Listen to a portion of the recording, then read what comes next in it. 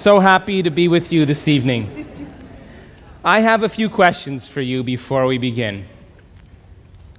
How many people in this audience actually believe in the idea that the way you think has some effect on your life? That your thoughts create your life? You believe that, yes? So how many people here actually woke up this morning and consciously created a future?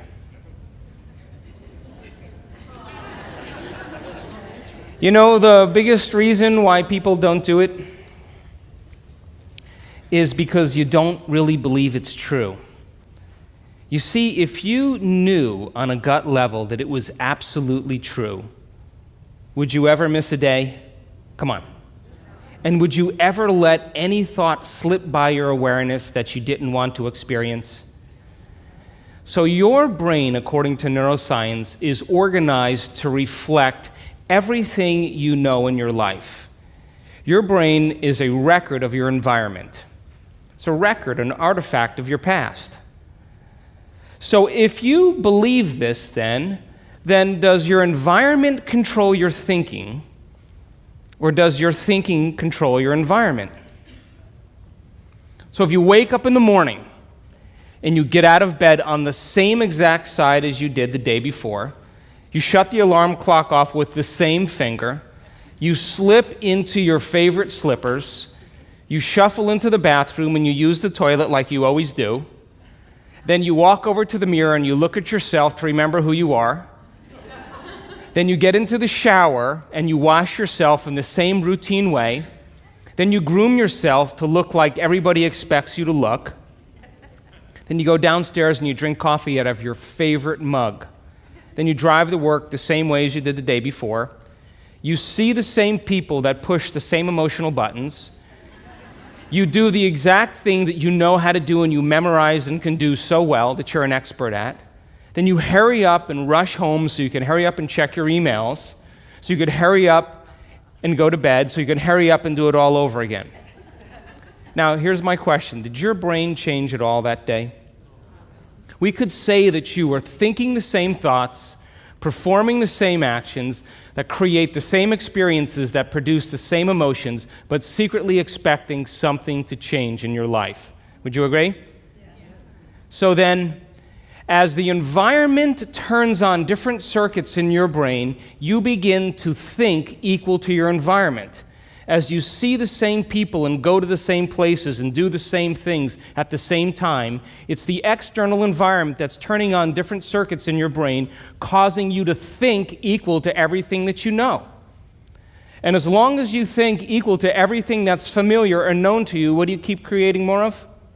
Same life. Now, the quantum law is still applying to you. You're just thinking equal to everything that you know, and you keep creating more of the same. To change, to truly change, is to think greater than your environment. And every great person in history knew this, whether it was William Wallace or Mahatma Gandhi or Martin Luther King or Queen Elizabeth I or Joan of Arc. They all had a vision. They all had an idea. Couldn't see it, couldn't smell it, couldn't taste it, couldn't feel it, but it was alive in their mind. It was so alive in their mind that they began to live as if that reality was actually happening now. So can you believe in a future that you can't see or experience with your senses yet, but you've thought about enough times in your mind that your brain is literally changed to look like the event has already happened? Neuroscience says it's absolutely possible. Now, your personality creates your personal reality. That's it. It's that simple. And your personality is made up of how you think, how you act, and how you feel. So the present personality who's sitting here today, you, has created the present personal reality called your life. Would you agree? Would you also agree then, if you wanted to create a new personal reality, that on a fundamental level you would have to change the thoughts that you are thinking, the behaviors and habits that you're demonstrating, and the emotions that you've memorized that's become part of your identity? And most people try to create a new personal reality as the same personality, and it never works. We have to become somebody else. So then, as you keep thinking the same thoughts, performing the same actions, and living by the same experiences that produce the same emotions, there's a principle in neuroscience that says nerve cells that fire together wire together. And if you keep repeating the same states of mind and body over and over again, your brain begins to fire in the same sequences, in the same patterns and same combinations. And whenever you make your brain work in a certain way, that's called mind. Mind is the brain in action. So as you remind yourself every day who you think you are, you're causing your brain to fire in the exact same ways. And as they fire and wire in the same patterns over time, the brain moves into a very finite signature, and that's called your personality. Now, that box in your brain isn't literally a box, but it's the most commonly wired, neurologically fired programs that run redundantly because we keep doing the same things over and over again. To change your mind, then, is to make the brain work in new sequences and new patterns and new combinations, to begin to make the brain work differently. And the one ingredient that allows us to do that is knowledge or information. Because every time you learn something new, you make a new connection in your brain. That's what learning is. Learning is forging new connections. Remembering is maintaining or sustaining those connections. So now, every time you have a thought, you make a chemical.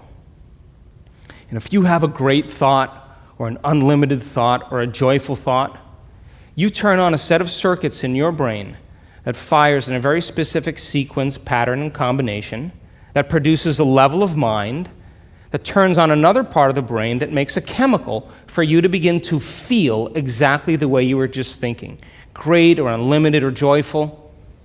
Now, if you have a negative thought or an unhappy thought or a self-depreciating thought, you turn on a different set of circuits and a different combination, a different sequence, and a different pattern that produces a different level of mind. And the brain then begins to make a different batch of chemicals that signals the body for you to begin to feel exactly the way you were just thinking, negative or unhappy or unworthy. So the moment you begin to feel the way you think, because the brain is in constant communication with your body, you begin to think the way you feel, which makes more chemicals for you to feel the way you think, and then you think the way you feel, and then you feel the way you think, and then you think the way you feel. And some people do this for 20 or 30 or 40 years. Now, the redundancy of that cycle over time creates what I call a state of being. And a state of being is when your mind and body are working together, or your thoughts and feelings are aligned to a concept. So thoughts are the language of the brain, and feelings are the language of the body. And as people get caught in this cycle of thinking and feeling and feeling and thinking, over time, they condition their body to memorize that emotion as well as the conscious mind. And whenever the body knows as well as the mind, that's called a habit. A habit is when your body is the mind. Now, 95% of who you are by the time you're 35 years old is a set of memorized behaviors, a set of emotional reactions, beliefs, perceptions, attitudes that run just like a computer program. So 5% of your conscious mind begins to work against 95% of what you've memorized. So the person wants to think positively, but they're feeling negatively. They want to create their dream board, and put up their future life, but they feel unworthy. That's mind and body in opposition. We have to recondition the body to a new mind. So how many people here know someone who's memorized suffering? Doesn't have to be you, it could be anybody. And you say to that person, hey, did you read the book I gave you? What do they say? No. Did you see the DVD I gave you? Oh, no. Hey, listen, we're going to go out to dinner. We're going to go see some stand-up comedy. We're going to go for a walk along the water. You want to come? No. What are they saying? I'm insisting on this neurochemical order that no person, no thing, no experience can move us from it. And we have these three brains to allow us to move into a new state of being. And the quantum field, universal mind, whatever you want to call it, responds to who you're being. Not what you're thinking, not what you're feeling, but the combination of how you're thinking and how you're feeling, called a state of being. Now, most people wait for what? Crisis or trauma or disease or loss or diagnosis to really want to change. They wait to the point where the ego is brought to such a low level that they cannot go on business as usual any longer. That's when we begin to look at how we're thinking or what we believe or how we act or our attitude or what emotions we're living by. And my message is, why wait? We can learn and change in a state of pain and suffering, which tends to be the human model, or we can learn and change in a state of joy and inspiration. Now, you want to learn the hardest part about all of this? You ready? The hardest part of all of this, the hardest part of all of this is making the time to do it. That's it. That's it. Making time for your precious self.